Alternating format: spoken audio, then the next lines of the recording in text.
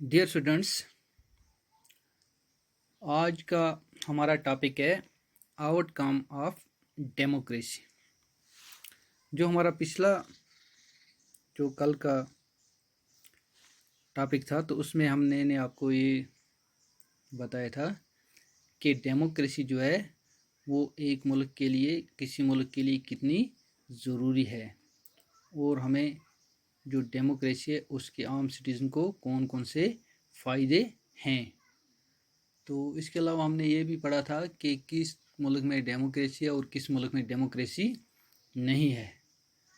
तो इसके अलावा हमने ये भी पढ़ा था कि किस के किस मुल्क में कौन से मुल्क में सिंगल पार्टी सिस्टम है, तो कुछ ममालिक उसमें टू पार्टी सिस्टम है।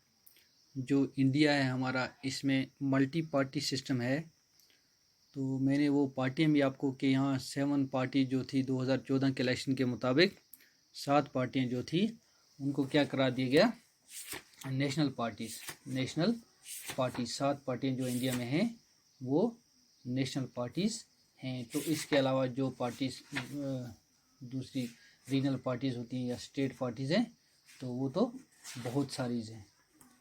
तो इसके अलावा आज हम पढ़ेंगे कि जो ये आउटकम ऑफ डेमोक्रेसी, अगर डेमोक्रेसी आई तो इसका क्या आउटकम है।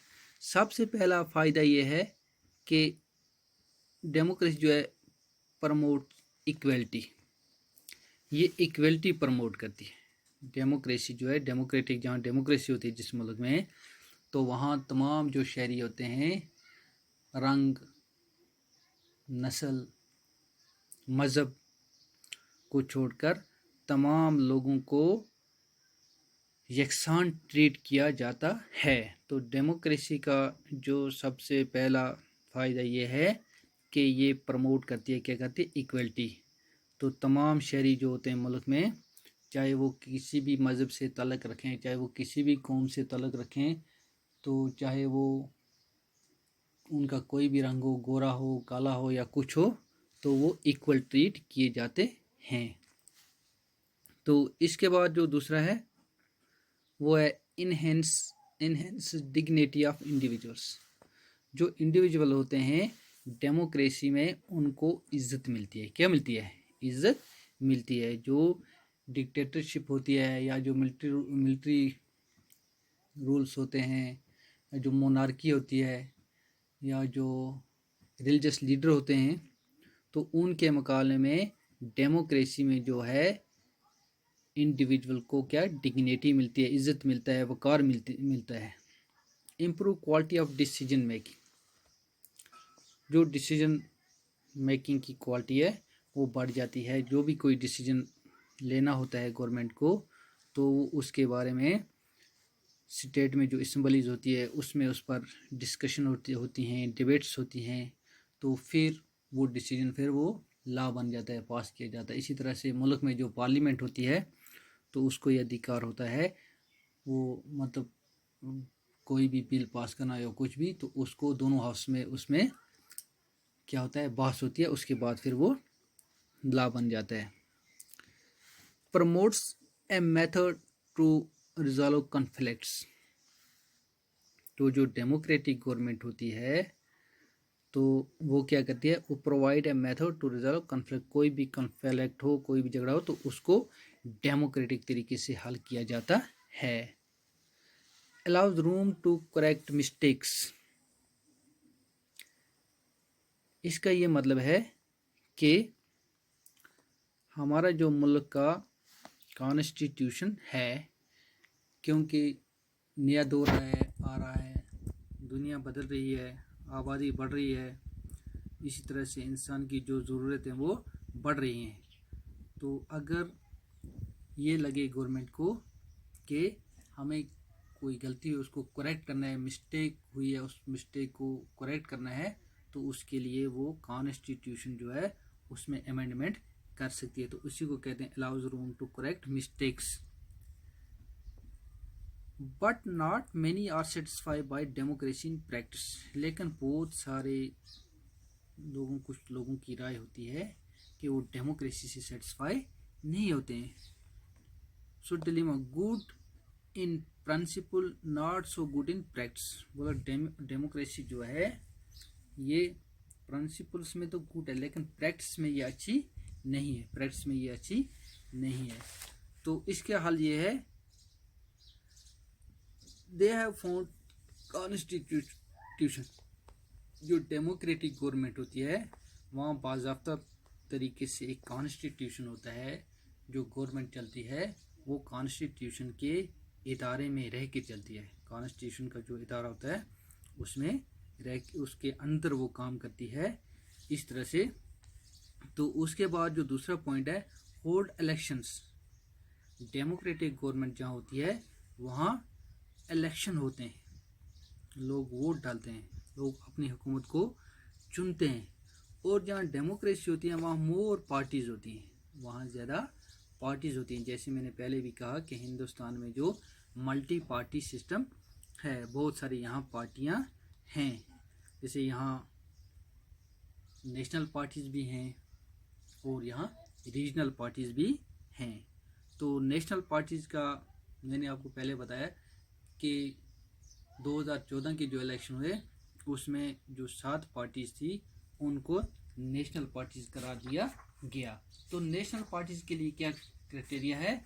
तो नेशनल पार्टीज़ के लिए ये क्राइटेरिया है कि वो पार्टी जो लोकसभा इलेक्शन में जो टोटल वोट होते हैं उन टोटल वोट्स का 6% लेती है या कम से कम 4 सीटें जीतती है तो उसको नेशनल पार्टी करार दिया जाता है। तो जैसे इंडिया में 2014 को जो इलेक्शन हुआ उसमें ऑल इंडिया तृणमूल कांग्रेस है, Bahujan Samaj party 2, Bharatiya Janata party 3, communist party of India 4, communist party of India Marxist 5, Indian national Congress 6, nationalist Congress party 7। तो इसके अलावा हिंदुस्तान में और सारी स्टेट पार्टीज़ भी हैं या रीजनल पार्टीज़ भी हैं। तो रीजनल पार्टीज़ कौन सी पार्टीज़ होती हैं? जिनको असेंबली इलेक्शन में टोटल वोट्स का 6% मिलता है और कम से कम एक स्टेट में वो 2 सीटें जीतती है तो वो नेशनल पार्टीज़। तो उसके नेशनल पार्टीज़ के में मैंने आपको वो तकरीबन सब एक्सप्लेन कराई हैं। तो मोर पार्टीज़। इसके बाद गारंटी राइट टू सिटीज़न, जो शेयरिंग के हकूक़ होते हैं उसमें जो डेमोक्रेटिक गवर्नमेंट होती है उसमें उन हकूक़ की गारंटी, वो हकूक़ शेयरिंग को हर हाल में मिलते हैं। But the different situation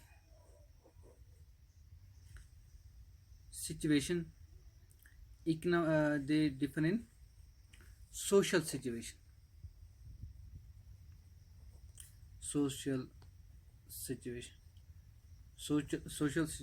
situation की जब हम बात करें तो जैसे हम अपने मुल्क का कंपेयर करेंगे यूएसए के साथ, तो यूएसए का जो सोशल स्टैंडर्ड है वो हमसे हाई है, तो वहाँ का जो सोशल स्टैंडर्ड है हमारे मुल्क के कंपेयर वो हाई है, तो हमारे मुल्क का स्टैंडर्ड उससे थोड़ा कम है। और अगर हम बात करें किसी अफ्रीकन मुल्क की जहाँ डेमोक्रेसी है तो उनका जो स्टैंडर्ड है सोशल स्टैंडर्ड वो हमारे मुल्क से कम होगा।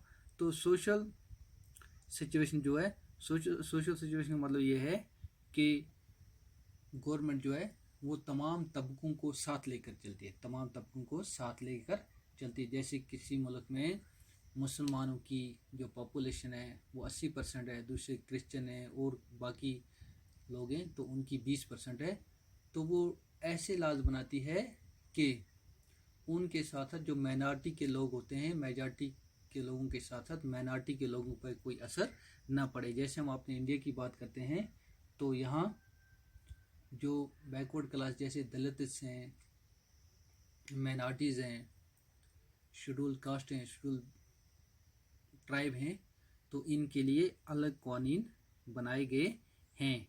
तो ये भी उनके साथ शाना बशाना माइनॉरिटी के लोगों के साथ चलते हैं। तो इकोनॉमिक अचीवमेंट है, फिर कल्चर है। तो इसके बाद democracy is just a democracy जो है, democracy is just a form of government. Citizens have to take steps and create conditions to take advantage of this form. तो डेमोक्रेसी जो है, democracy is just a form of government, ये government की एक form है। जैसे मैंने आपको पहले भी बोला कि कुछ मुल्कों में डिक्टेटरशिप है, कुछ में मिलिट्री राज है, कुछ में जैसे ये मजहबी लीडर हैं वो उस मुल्क को चला रहे हैं। तो डेमोक्रेसी जो है ये गवर्नमेंट की एक फॉर्म है। इसमें जो आम सिटीजन है उनको अहम रोल अदा करना है, इसको क्या करने के लिए, इसका फ़ायदा उठाने के लिए। डेमोक्रेसी जो है ये अकाउंटेबल है, रेस्पॉन्सिव है and legitimate form of government. Democracy जो है अकाउंटेबल है, रेस्पॉन्सिव है and legitimate form of government. People should have right to choose their rulers. Democracy में आम आदमी के पास ये अधिकार होता है कि वो अपने रूलर्स को चुने, and have control over them, और उन पर कंट्रोल रहता है। क्योंकि अगर वो इलेक्शन तो 5 साल के बाद होते हैं, अगर वो उनके काम ना करें तो अगले 5 साल में उनको मौका नहीं मिलेगा। अच्छा, पार्टिसिपेशन इन डिसीजन मेक। तो जो डिसीजन किए जाते हैं उसमें लोगों की पार्टिसिपेशन होती है। इंटरेक्ट जैसे लोगों के नुमाइंदे होते हैं, चुन के किए होते हैं, वो उनमें हिस्सा लेते हैं। तो अकाउंटेबल गवर्नमेंट को अकाउंटेबल बनाने के लिए हमें गवर्नमेंट से सवालात पूछने हैं। तो हमें गवर्नमेंट से सवाल करने हैं कि ये काम कैसे हुआ, कोई अगर डैम बनाया तो उसका क्या फ़ायदा हुआ, कितने लोगों को उसका फ़ायदा मिला, कितने गाँव को उसका नुकसान हुआ,